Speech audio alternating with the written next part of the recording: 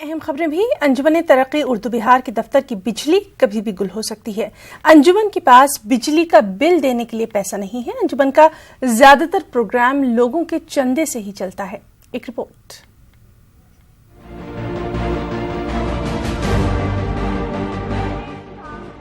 बिहार की मौजूदा हुकूमत अक़लियती इदारों की तरक्की का दम भरती है। कई अक़लियती इदारों के ग्रांट में इजाफा किया गया है, लेकिन अंजुमन तरक्की उर्दू बिहार का ग्रांट आज भी 16 लाख रुपए ही है। नतीजे के तौर पर अंजुमन अपने मंसूबे को अमली जामा पहनाने में नाकाम है।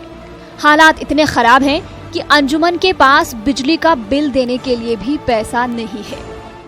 ग्रांट नहीं मिलने की वजह से ग्रांट मुख्तसर है, जिसके नतीजे में जो हमारा मंसूबा है तमाम अजला में कोचिंग चलाने का और तमाम अजला में कंप्यूटर सेंटर खोलने का, इसलिए जब तक उर्दू ज़ुबान को हम रोज़गार से नहीं जोड़ेंगे बच्चे उसके तरफ राग़िब नहीं होंगे। तो मैं आपके ये न्यूज़ 18 के ज़रिए वज़ीर आला बिहार और हुकूमत बिहार से मैं गुजारिश करना चाहता हूँ कि अंजुमन के ग्रांट को कम से कम 1 करोड़ किया जाए।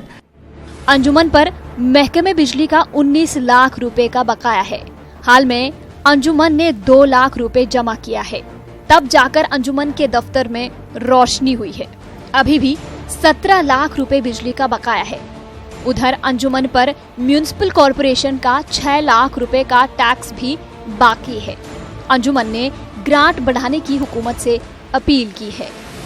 पैसा नहीं रहने की वजह से हम स्टेट लेवल पे भी बहुत से काम नहीं कर पा रहे हैं और इतनी कम ग्रांट है जिसके नतीजे में हम एम्प्लॉई की सैलरी भी पूरा नहीं दे पा रहे हैं। बिजली का बिल बकाया है, टैक्स बकाया है नगर निगम का।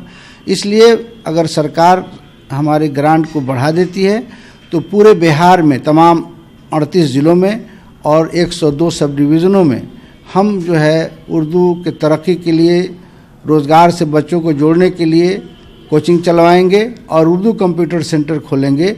ये हमारा मंसूबा है और इंशाअल्लाह मैं लगा हूँ इस पर।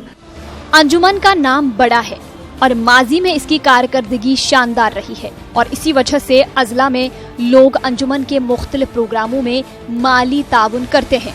लेकिन सवाल ये है कि हुकूमत अंजुमन के ग्रांट में इजाफा करने में दिलचस्पी क्यों नहीं ले रही है।